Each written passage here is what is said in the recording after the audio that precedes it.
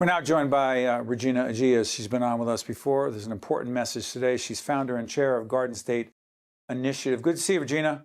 Nice to see you too, Steve. Tell everyone as we put up the website what Garden State Initiative is.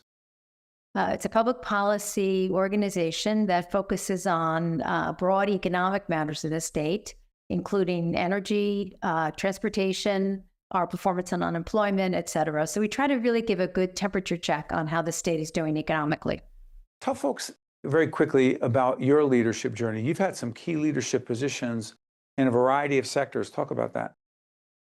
Well, I began in the private sector at AT&T, and I was very fortunate. I was in AT&T in the period when I was very much focused on leadership development, and we were put through many, both academic as well as career-enhancing experiences.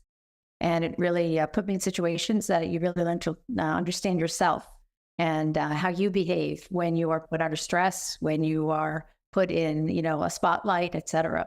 So I was very fortunate, and it was in across the organization in both sales leadership, network operations, as well as product management and financial leadership.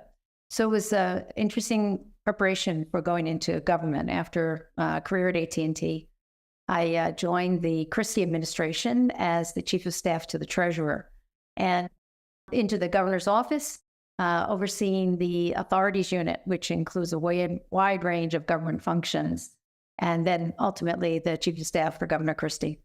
Wow.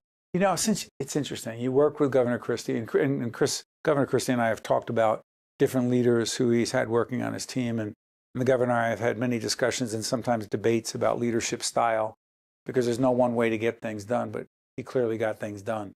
But the other governor who got a lot of things done in a time when I, as a very, very young man serving in the state legislature for a very, very short time, was Tom Kean. Governor Kean was an extraordinary leader, is an extraordinary leader. The Thomas H. Kean, Governor Thomas H. Kean Leadership Award, there was an event recently, September 18th, an inaugural event. What was it? Why do we have to honor and recognize the great leadership of Governor Kean? Regina. Well, what we are coming to observe about our current environment of polarization and, frankly, lack of productivity of our government and delivering on what really citizens need, what we are learning to appreciate and, as you say, honor about Governor Kean's leadership, and others, frankly, also in that era understood that you have to begin with listening and understanding how people come at problems and agree that you want to solve problems in a way that accommodates as many points of view as we possibly can. And at the event you're referencing, Steve, again and again, individuals spoke to the notion that Governor Kean listened, absorbed, and frankly, when he spoke, he had a very purposeful goal in mind and delivered on what he understood needed to get delivered. And the other observation, because you contrasted Governor Kean and Governor Christie, is, Governor Kean, while he's extremely poised and you never see him lose his temper in public, he was a very schooled politician, and he understood how to work the government as well as the private sector to get stuff done. So different styles, but understanding, how the system works and what needs to be accomplished was the hallmark of Governor Kean. Governor Kean, while in the state legislature as a Republican, when the Republicans were in the minority, which means they did not have the majority of votes, he became the Speaker of the House, the Speaker of the Assembly in the minority party, which means he had to not just get Republicans, but Democrats to vote for him to be the leader of the House. Just imagine that happening today. That's not commentary. It's just a question. Hey, Regina, do this for us. We're putting up the website, njbudget.com. What is it? Why is it so incredibly important for people who want to understand what the heck's going on with our money in the state? Well, the New Jersey state budget, most people hear is how big it is, right? 58 billion or whatever the current number is. And it's very difficult for anyone in the public, and frankly, some legislators, honestly, to really start to try to understand what are the elements that matter that we understand about how that money gets spent.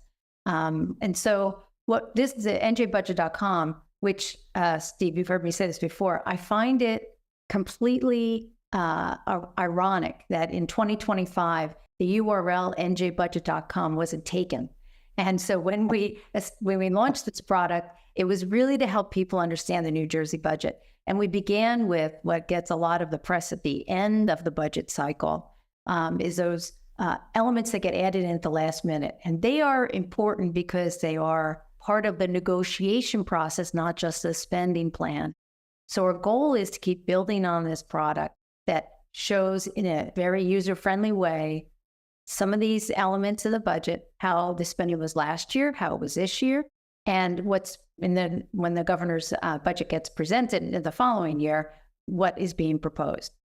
And as I say, it's a user-friendly interface, and it breaks it down by municipality, by legislative district, and by entity. So a user can go in and really look and understand. And I hope that it helps to translate what's government, speak into normal speak, and people can ask questions about how the money's getting spent. Regina, thank you. We'll continue the conversation, and I look forward to sitting down with Governor Kean. Thank you, Regina. Thanks, Steve. You got it. Stay with us. We'll be right back. One-on-One with Steve Adubato is a production of the Caucus Educational Corporation. Funding has been provided by United Airlines, the Turrell Fund, a foundation serving children, IBEW Local 102, PSEG Foundation, Newark Board of Education, the Northward Center, Operating Engineers Local 825, New Jersey Manufacturing Extension Program, and by Congress Hall. Promotional support provided by NJBIA and by bestofnj.com. For the last 125 years, the International Brotherhood of Electrical Workers Local 102 has powered progress and built a brighter future. As we celebrate this incredible milestone, we honor the dedication of our past, the strength of our present, and the promise of our future. Together, we're stronger. Together, we're Local 102.